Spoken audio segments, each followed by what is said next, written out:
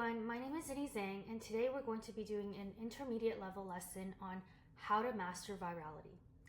This video is going to be helpful for you if you are either 1, a UGC creator looking to rip 5 million views, 2, you're a content creator in the making but you're stuck in 100K view jail, or 3, you're a video editor who wants to make profitable paid meta ads.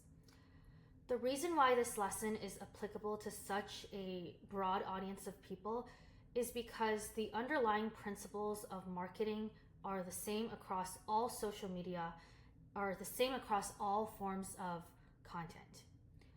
So let's understand at a high level, marketing is deeply understanding human psychology and then knowing how to hack it. Why does this matter to you? Well, if you can master this skill, you can close a $168,000 deal just from knowing these skills, and that is something that I have done.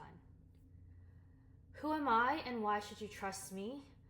Well, I'm pretty good at consistently going viral. For example, I ghost wrote this one LinkedIn post for a tech CTO that went viral and got picked up by mainstream media. It also was viral on X as well as Instagram. In terms of my personal content, here's what it looks like. My highest view video is 5.1 million views. My storytelling videos are these two. And so I have a bit of experience with UGC, personal content, and I also advise Series A tech startups on their growth strategies. As you can see from my hate comments, of which there are many, I am very good at rage baiting people. I am very good at making people feel strong, positive, and negative emotions about me. This is the only way you can get very good at content, because if you make people feel nothing, you will not be able to grab their attention and they will not be loyal to you. Alrighty. Next, most people are not problem aware, which means you don't even know what problems you have. But here are some very easy signs that you slightly suck at marketing. Number 1, you have to ask your friends and family to like your post. You should avoid doing this because great content will always get engagement. Virality is not luck. Virality is reverse engineered. These social media algorithms, especially Meta, are highly sophisticated. So great content will always get pushed to the top of the For You page. Sign number 2 is you post every single day, but you cannot get over 10K views. If you post every day, that means you're a grinder, and that is good. But hard work alone is not going to get you to virality, because you also need strategy. If you have this problem number 2, that means that you lack strategy and expertise, which I'm going to help you with in this video. And number 3, if the retention graphs from your video look like this, where there's an immediate drop off right after the hook, you might be in some trouble. But don't worry, this is all fixable, and I am going to explain it in this Loom video. In this rather lengthy video, we are going to discuss 3 core pillars of content. Whether you're doing paid ads, UGC, or personal content, you need to have these 3 skills. Number 1 is scripting. Number 2 is editing. And number 3 is obsessing over analytics.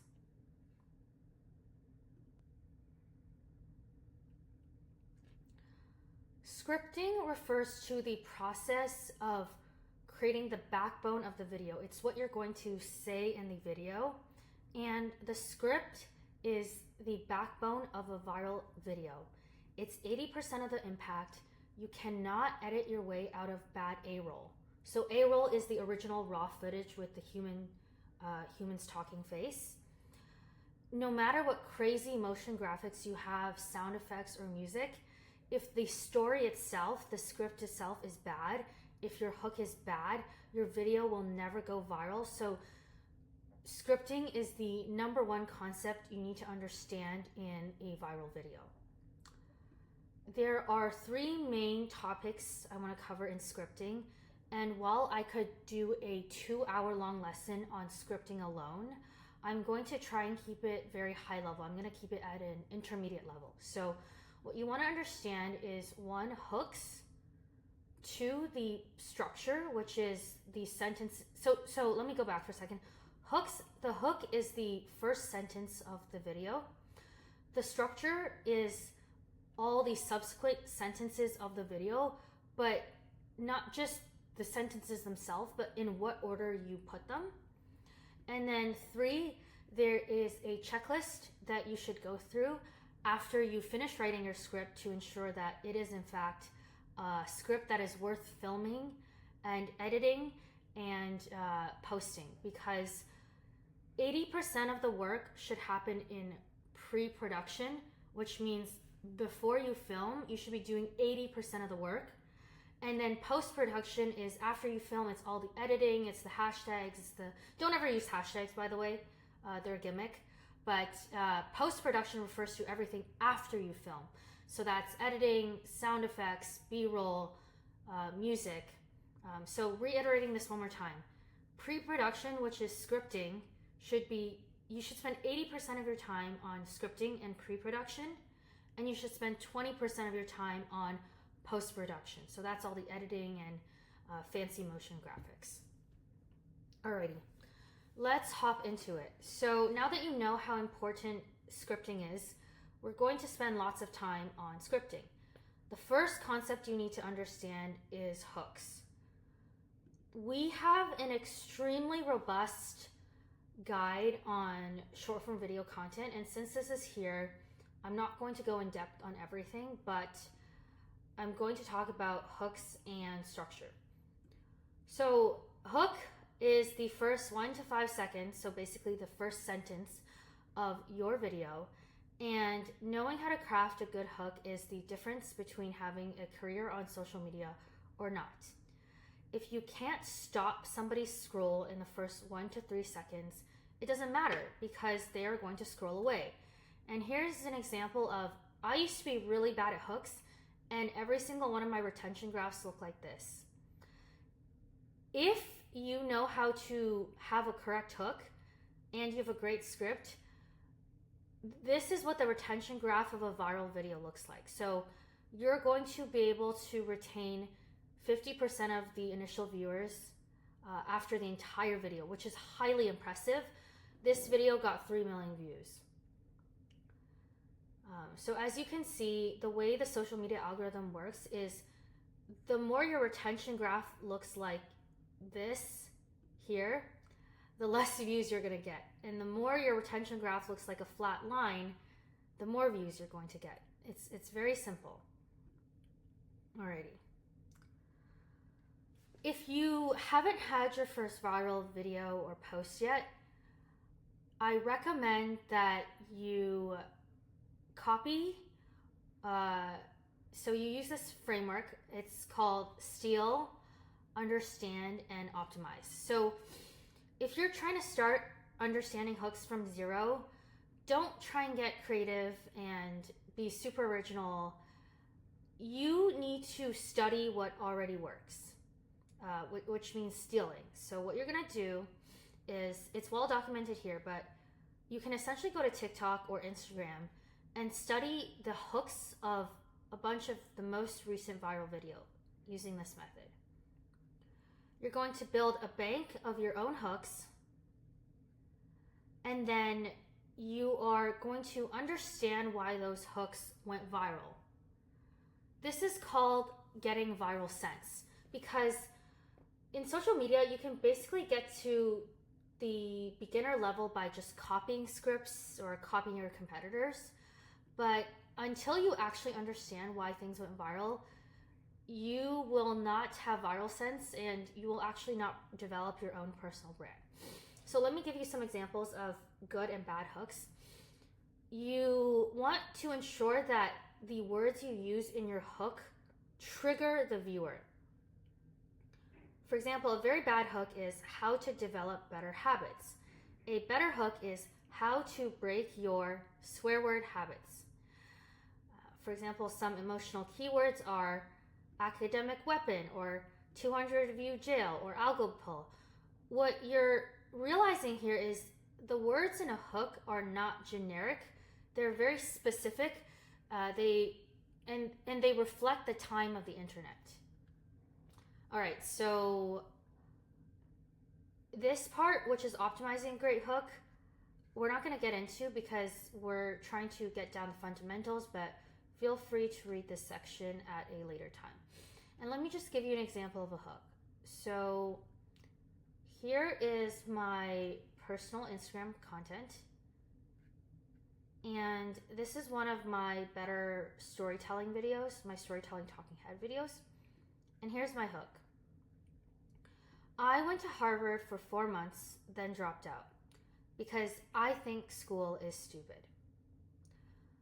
There's a few things that are working well in this hook, and this is what it means to have viral sense. First of all, the word Harvard is clickbait. A lot of people know Harvard. There's a lot of prestige associated with it. This is a dream for a lot of people. It's like a very emotionally resonant word. I said that I went for 4 months. Okay, that's weird. Why would she only go to Harvard for 4 months? Don't people go to Harvard for 4 years?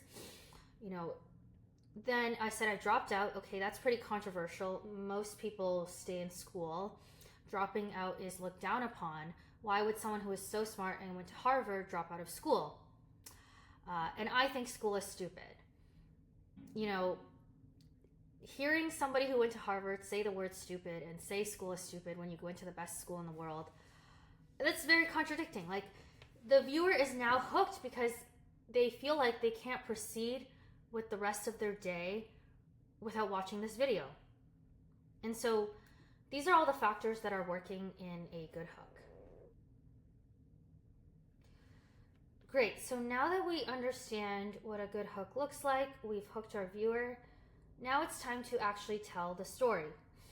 So if you haven't gone viral yet, I recommend you use the tried and tested structures for storytelling before you invent your own. And they are listed here. So if you're doing an advice video, it's the HEARTS method, so HEARTS. It's hook, empathy, analysis, reframe, tactic, stamp.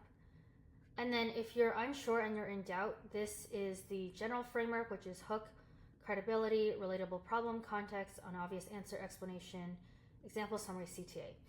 I can't, in the limited time we have, explain each of these frameworks. So what you're going to do is you're going to take a look at this master virality guide, and there are lots of examples breaking down each one of these sections.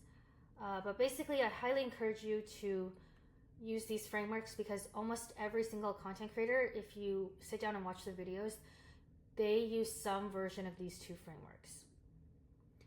Alrighty, let's go through a specific example of the HEARTS framework. So here's my video. This one is almost at 100K views and a lot of people are debating over it.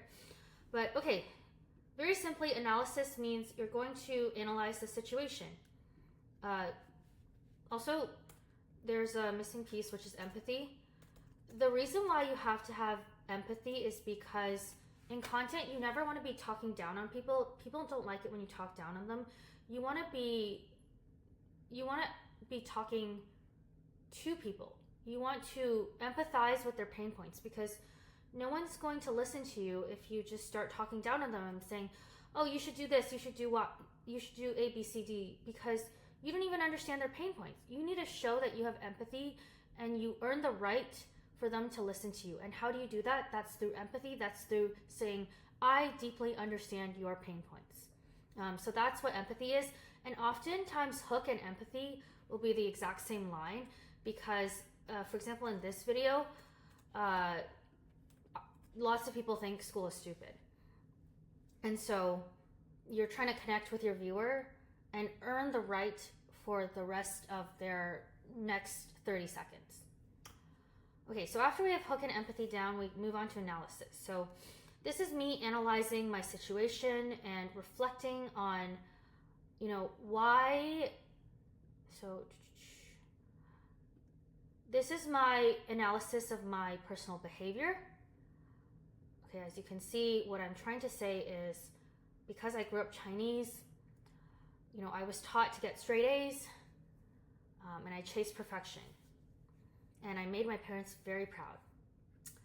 But then I reframed this because, okay, I went to Harvard, but why did I feel like I learned nothing? Why wasn't I fulfilled? So I'm reframing the situation. And so you can read this later. And finally, tactic is, this is just a soft suggestion. I'm not forcing advice down people's throat. I'm simply saying, hey, if you were a straight A student like Zinni Zhang, chill out. Try and get a few more C's. Because in short form content, it's not a YouTube video. It's not like an in-depth video like this one where I'm explaining to you a single topic. In short form content, you just want to get one small point across. The short form content has to be very single-threaded because people's brains are off when they're scrolling, and so you don't want to shove 10 lessons or 10 product features down their throat. Just give them one very simple tactic. Stamp is just a nice, clever way to a bow on top of everything. So this is one example of the framework, and again, I'm not going to be able to explain this to you verbally. I would need 2 hours to explain how to write a great script, but there's extensive documentation on this, and this script took me 4 hours, and I collabed on it with another creator who has, I think he has half a million followers, and so hopefully you can understand how much time and effort truly goes into a viral script. This takes so much time, and you truly need to be a wordsmith because every single sentence matters. You could lose your audience at every single sentence. So in the hook, every single word counts, but in the entire script overall, every single sentence matters. And one quick tip is you want all your sentences, all your scripts to be jagged. So you see how the script creates a jagged structure? That means the pacing of the video is different. If all your scripts were like this, they're not jagged, the video is going to turn out very monotone. It's not going to be exciting because with short form content, you're taking somebody on a roller coaster. You're telling an entire story over the span of 40 seconds. And so you need to be taking people on a roller coaster. If you're doing paid ads, if you're doing personal content, keep your scripts anywhere from 40 to 60 seconds. If you're doing paid ads, try to keep your scripts anywhere from 15 to, honestly, at most 25 seconds because paid ads are super targeted. They're like a sniper. So with organic content, Instagram shows you videos where humans are going to stay longer on their platform. But with paid ads, you're basically, it's like a sniper. You're finding the people who need your exact product, and you're just saying hey, here's the product, and they're gonna click away from Instagram. So they're gonna actually exit Instagram. So in personal content, the algorithm wants you to stay for longer. But in ads, the algorithm actually wants you to click away from the content. I'm not going to get too deep into this, but TLDR, scripts are super important. Make sure you totally understand this and read this documentation and ask me questions. Okay, perfect. Now that we understood scripts, let's move on to editing. So let's go here. Let's talk a bit about editing. Okay. Concepts of editing. So what you need to know is you need to know B-roll, captions, music, and sound effects. Like I said, A-roll is the raw talking head footage where you're saying your script. B-roll is the additional images or videos that you put on top of the A-roll to add additional context to the story.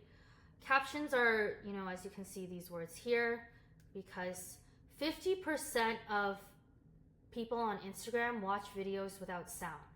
So having good, clear, visible captions is very important. And we're also going to talk about music and sound effects. The underlying principle with editing is it's the icing on top. And you cannot edit your way out of a bad script, like I mentioned before.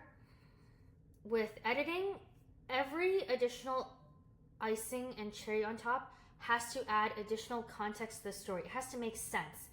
If a B-roll makes the viewer more confused, it's better to just leave it out and not even add B-roll or sound effects. I've seen plenty of videos get 1 million views on social media with just A-roll. Okay, let's talk about editing. So if you're a UGC creator, all you need is CapCut. Like, do not think that this is some kind of super convoluted thing. Like, you do not need to pay $200 for DaVinci or Premiere. You just don't need it. You can do it in CapCut, and I'll show you exactly how. So here's one of my more viral storytelling videos. Let's talk about B-roll. So the rule with B-roll is you want to keep it anywhere from 0.8 to like 1.5 seconds, and you want to intersperse them throughout the video so that it adds additional imagery and context to the actual video. So as you can see, like the B-roll is interspersed, and a good rule of thumb is when you're in a part of your story that you have a lot of B-roll for, you can essentially do 3 B-rolls back to back. Okay, so I'll give you some examples of like how I'm trying to add more context and imagery to this video. Okay, I went to Harvard for 4 months and dropped out. So when you're just looking at my face, how are you supposed, you don't even know me, you don't know who I am, how are you supposed to trust I actually went to Harvard? Well, I'm going to show you. Here's my student card. I'm establishing credibility up front, and now you can see the school logo. It's very obvious. I said, okay, I'm the eldest daughter of Chinese immigrants. The photo I chose was me and my little brother and my mom, right? And clearly we're all Chinese. And so you see how like I'm picking B-roll that actually adds additional context to the story.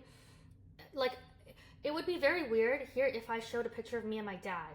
Why? Because I'm trying to explain that I'm the eldest daughter. So obviously I have to show that here's my little brother. It'd be very weird if I was pictured with like my professor, right? That would just make the viewer more confused. And then at that point, you should have just left the B-roll out. One more example, when I got into Harvard, it was the best day of my life. Here is my admissions letter. But like, if I was to really nitpick myself, I wish I had a video of me like screaming and jumping with my family because it says best day of my life. So I think you get the idea of like how B-roll is supposed to add additional context to the story. It's not supposed to confuse the viewer. It's supposed to make them understand the story even further. Alrighty, now let's talk about captions. So with captions, you want to make sure that the captions are a readable size, and a good practice is this is actually pretty bad because you can't read the captions here, but this is good because it's white caption on black background. So you want to make sure that the captions are very easily scannable. They're a good size that people can actually read. And you want to chop up your captions so that there's basically anywhere from like 3 to maybe at most 10 words, but honestly even less. Like every single phrase in the video, you should chop up the captions, right? So my mom bragged to all the Chinese aunties, even the local dentist news, Zinni Zhang got into Harvard. So make sure you chop up your captions accordingly and put them at your collarbone. And make sure you don't, like, if you do this, when the Instagram viewer views it, the like and comment button is here, so they're not going to be able to see the caption. Alrighty, let me put this back. Cool. Alrighty. Okay, so that's captions. And then music and sound effects. So I have a pretty robust video about how all my scripts get edited. This is a explanation loom about how to edit all my videos. I have a very specific style that I'm quite particular about. So I would encourage you to watch those. But let me just tell you at a high level some concepts about editing and music and sound effects. So the music needs to match the tone of the story. This entire story is about, like, it's very much a hero's journey story, so the music has to be inspirational. So let me play this for you. A is good, B is bad. A is good, B is bad. I went to Harvard for 4 months, then dropped out because I think school is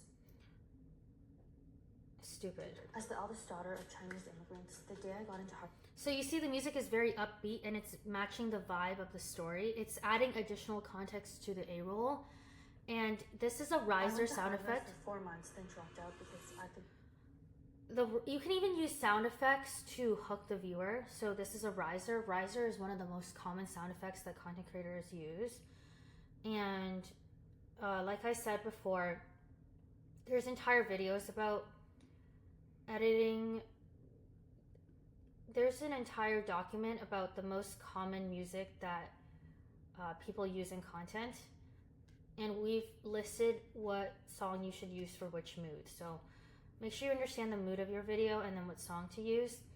Try to avoid songs with lyrics because you want people to focus on your words, and it's very distracting if you have music that also has words in it. Alrighty, so that's editing. Of course, you want to cut out all the dead space, which means there's like ums and silences. You have to be so meticulous about cutting out every dead space. If you notice in my videos, I almost like cut the clip too soon. Like you almost want to feel like you're ending, like when you finish saying a line, you almost want to cut the video like too soon. And that's what it means to cut out all the dead space in your video. Cut out all the ums, the likes, all the silences.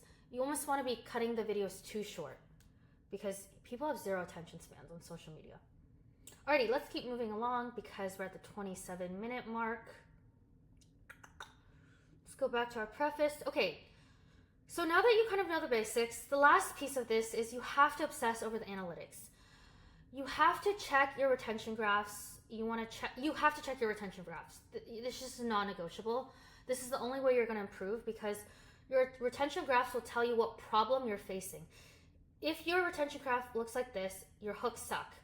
If your retention graphs look like this, that means like the body was not good. So you mastered how to do a good hook.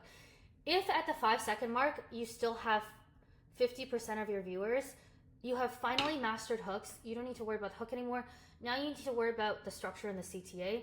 More advanced topic. I won't go into it now, but make sure you check your analytics daily. If you are doing paid ads, please check your analytics daily because even in Meta Paid, there's retention graphs that you can take a look at, and make sure you're checking your CAC on a daily basis. So this video that I made up on the spot, as you can see that, okay, mostly women are watching my video. Why? Because I'm a woman, so it's super relatable to them. And there are retention graphs that you can look at. I don't know where this is, but my retention graph for this video was really bad. I know that. Yeah, check your retention graphs every single day. Well, not every single day, but like check your analytics every day and make sure you study your retention graphs. Oh, and also let your retention graphs, let your video sit for probably 12 hours at least, because the retention graph tends to smooth out as time passes, because as Facebook and Instagram collect more data points, the retention graph in the beginning is like very jagged because there's not enough data, but then it starts to smooth out and you can actually tell which part of your video needs to be improved. Alrighty. Okay, so when you get good at all of the above and you obsess over this, you're going to start going consistently more viral, and it's actually a very psychologically like traumatizing experience as someone who has been through it. I mean, you saw how many hate comments I get. If you search my name on the internet, you'll see there are hundreds of thousands of comments praising or hating on me, and it's like very psychologically damaging and very exhausting to go consistently viral. So you're going to experience this high the first time you do it, and you're going to basically be checking your video almost every single hour. and you're gonna be like telling all your friends about it. Like, do not do this, okay? When you get your first high, avoid checking every hour, because this high will pass and you're gonna get very used to people. You're gonna get very used to people having parasocial relationships with you.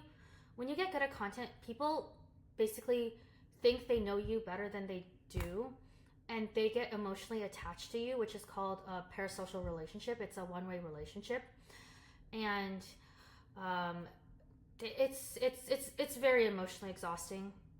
I'll leave it at that. So when you do start going consistently viral, just please avoid checking every hour. Just have some discipline.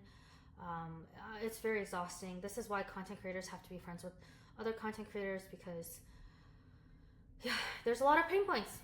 Okay, anyways, we're at the 30-minute mark. Congrats on making it to the end of this video. You now know more than, I'll probably say like 98% of this. You probably know more than 98% of the world about marketing. If you want to be in the top 0.1%, you will need to obsess and read over these guides in excruciating detail and get the reps in. And of course, please Slack or text me if you have any questions. Unfortunately, most people are too scared of me because my credentials intimidate them, but I promise I'm super nice once you meet me. So just reach out, because I really want to help you shortcut your time to virality. And my team has spent many days creating very robust guides. So thank you so much for your time. Thank you for your 31 minutes, and excited to see your viral videos.